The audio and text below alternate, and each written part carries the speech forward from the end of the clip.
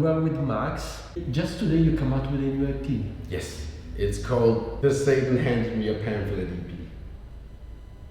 Satan handed me a pamphlet. What was on the pamphlet? It was about hell. About going to hell for your next holiday destination.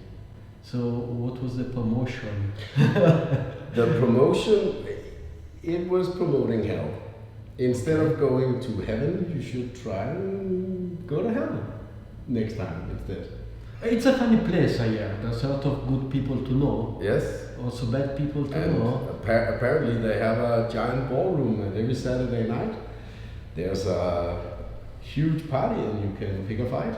Yeah, and we have it here. So Satan handling a pamphlet promoting hell for a vacation. Most interesting thing is that this is your new project where you are alone. Yes. BattleStar Overdrive. Mm-hmm. So when we met you, you were with Imperial Shark. Yeah. And then you start to do things yourself.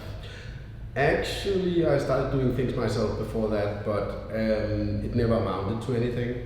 But with this one, I totally dug into it and tried to narrow down what I wanted to do for myself, and I really wanted to be independent. So independent from bandmates and independent from and just have fun with it, and it's a whole DIY thing like we talked about earlier.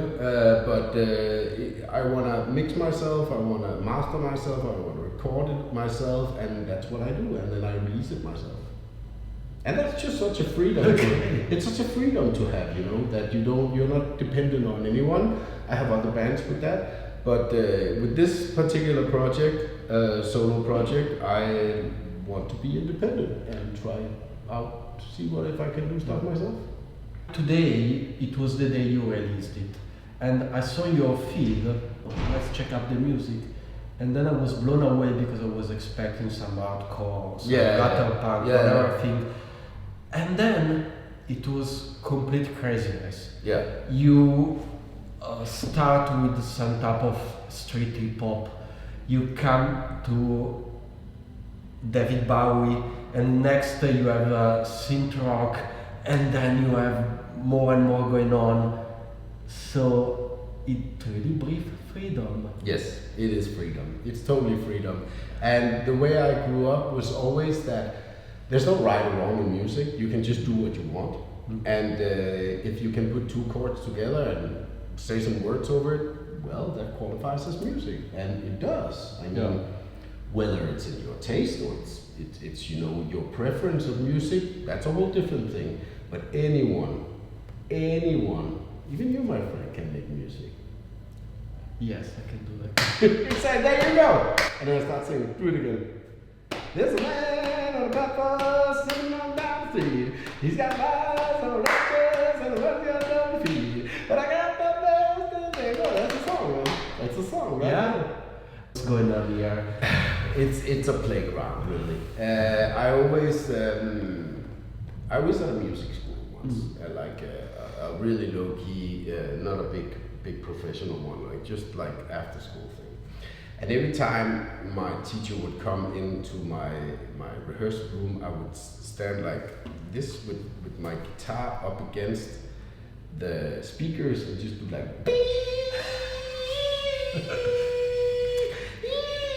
which musically is like scratching your nails on the chalkboard. He was scratching his fucking face off when I did that. I mean, his ears out. I think it's just such a wonderful thing with music. You can play it around like a playground. It's your whole playground. There's, like I said earlier, there's no right or wrong. Do what you feel like, and then maybe it appeals to someone, maybe it won't, and if it appeals to you, you should make music anyways for yourself, so all good. Okay, how does it come from? You were also in a metal band that also had good success, right? You were touring. Yes. We toured a lot. Which was the band, first of all? It was called Pilgrimz with a C at the end, and we toured with Gojira when they were up and coming and had just released their second album. We had a tour with them in the UK, Scotland, Ireland, and Italy, I think. Oh. And if someone in Italy saw them, you have to write. Yeah. Because we're gonna bring them again, or bring him again to Italy sooner or yeah. later, and you have Absolutely. to be there with your Gojira t-shirt. And you know what? Joe from Gojira, when he played in Copenhagen, after we stopped with the tour, because we weren't a part of the Scandinavian tour, he wore a Pilgrimz t-shirt. Guy, such a good guy. I love that guy.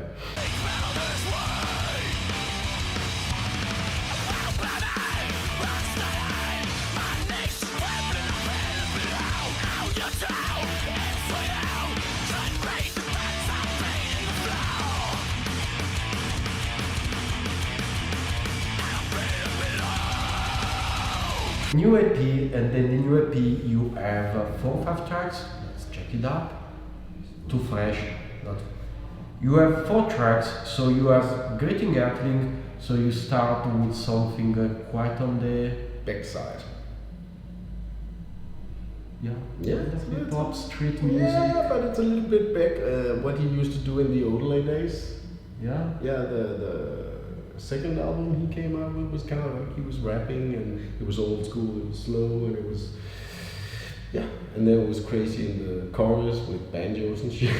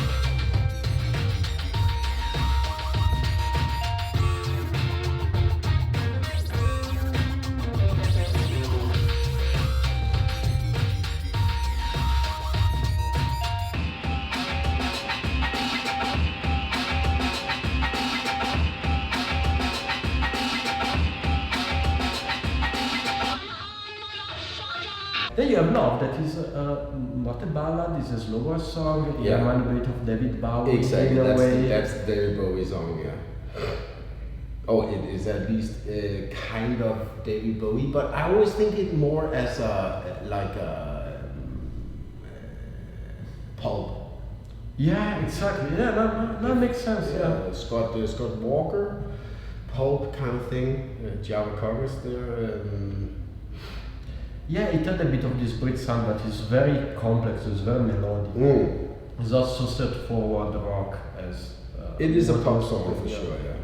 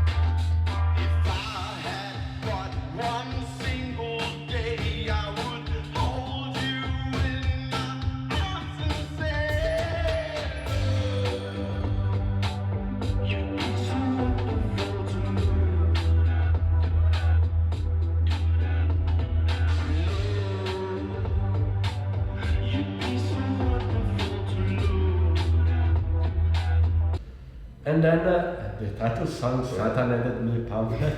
It's so fucking weird, that song, because it has like elements of Ramones and it has elements of just, you know, show tunes, I guess, and like it's a travel song. So yeah, I cannot figure it out which song is that. I just think it's great. Witchcraft, Satanism, there will be no dream team to get you off, get you off.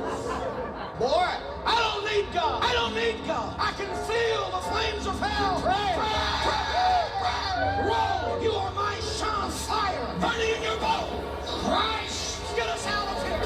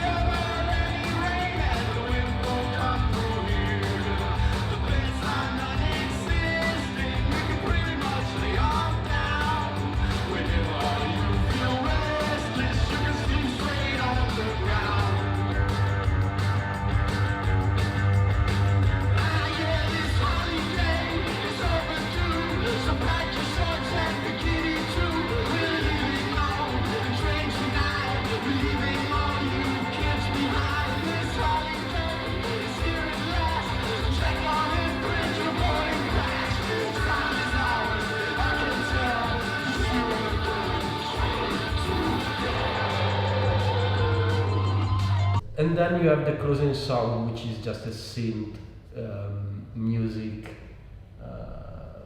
yeah, Craziness. And that's your thing.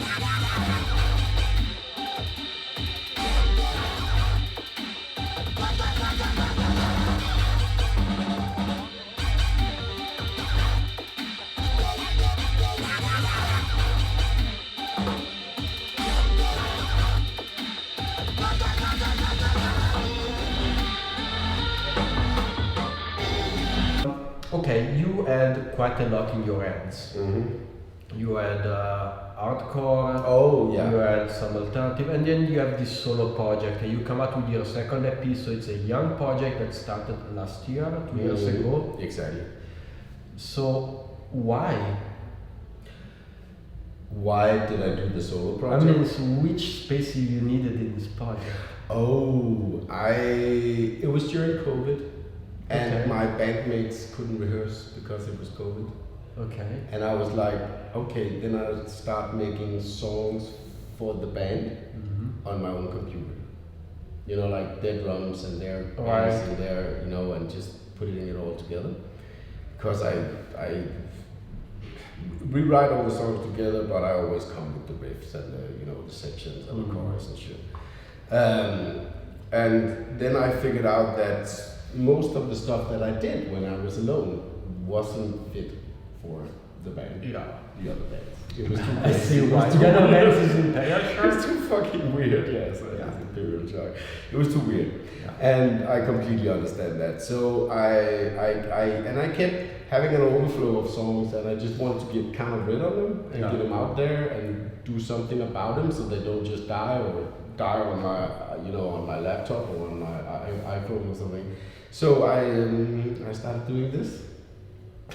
Okay. Hey. So it's like a push-up project next to Imperial Shark. Exactly. So you kind of have a trash bin with a lot of beautiful leftover, and you just channel them toward another. Yeah, I mean, some of the songs like Love, we couldn't play that in fucking Imperial Shark, right? It was fucking weird, man. But it came out. Actually, Love came out while I was sitting with Imperial Shark, and we were doing like Love. You'd be so wonderful to love, and we just took a shit out of it, right? And I was like, hey, but that's a really good song. That can totally do something. And then I went home and did the thing out of it that, you know. So I'm always inspired, and people inspire me. Imperial Shark inspires me. Fucking old bands that I've listened to demos of inspire me. You know, it's just grab whatever comes in the air and make something out of it. It's fun. So it's just creativity. It's super creativity. It's a playground.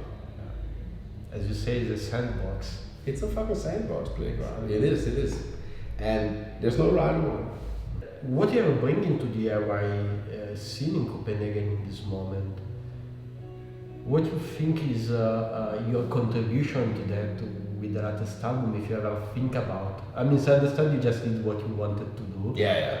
But you know, it's still a city that love creativity and love DIY. Yeah. Today when I played the concert, there was a he can't be more than 13-year-old kid up front.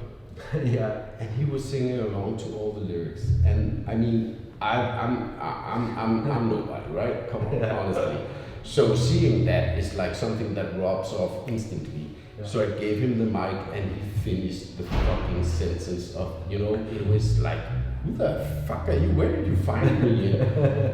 So I never got a chance to find out, but I guess his parents took him or something to go see BattleStar Overdrive, and he could sing the songs, and it was such an amazing experience to me.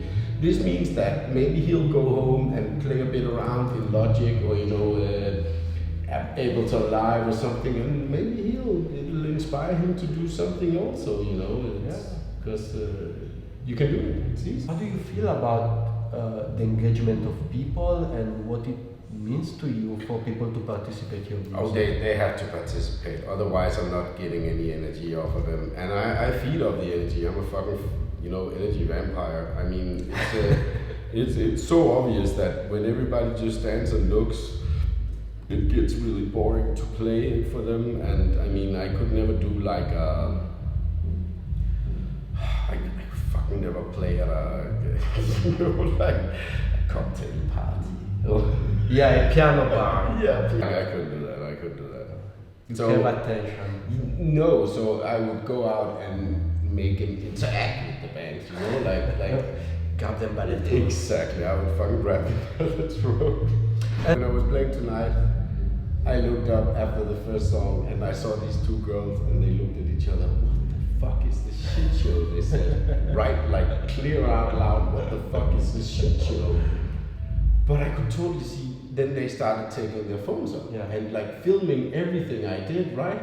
Yeah. And they were dancing and they were loving that it was a shit show. You know, that it was fucking weird as fuck. Because it is weird, come on, it is fucking weird. Your recording are still good, but you know, live music is the best way. And you will see the mobile phone of those girls because, yeah, you were on the floor, so you were at the same height and people were putting mobile phone on your face. Exactly. What should I say? I mean, I don't know where to go really. You have so many things in your hands that it's even difficult to find a line in this moment. Just listen to the fucking album. I have 2 EPs out now on Spotify and everywhere. Just listen to it and then you can decide for yourself. If you like it, cool. If you don't like it, cool. And if they like them, come and listen to them live because it's much better. So don't lose the occasion. We're happy with that? Are we done? I don't know, you tell me. You have something else to say? I'm fucking done. I don't know, I just ran out of beer. That's gonna be crazy. That's good enough. And we want to see the beautiful picture of the thing. It's art. This is art, guys. So you have to say This is art. Don't let anyone else tell you different. This is it. This is what you've been waiting for your entire life. This is now. This is happening. Art. A woman with a latex belly pretending to be pregnant. Do you think that's a latex belly? Yeah, look. I mean, so I think that's the artistic side of that. You see that the belly is definitely like a latex type of stuff. Totally right. You're totally right. And I didn't see that. you know, it actually has something, because when you see the reflection, it actually looks convincingly true, but when you see it on the front, you figure out it's fake. No, you can see latex. but see, like because there is like the reflection in the mirror and the other mirror, so it's like faking something or modeling for something. No, wait a minute, maybe that's... It's the moment of the art. Very art. Yeah, I wanted it just because I'm still small city in a small country in a certain way. It's not Berlin, it's not Paris. No, exactly. So there's a lot of, community feeling in Yes. there. It's a big village. It's a big village, yeah. Full of riders that want to go to England and plunder. Vikings. Don't tell about Vikings with Danish people. They will love you too much. Everyone watching this interview is gonna think we're fucking high as kites, man. Maybe we are. What's it to you? What are you gonna do about it?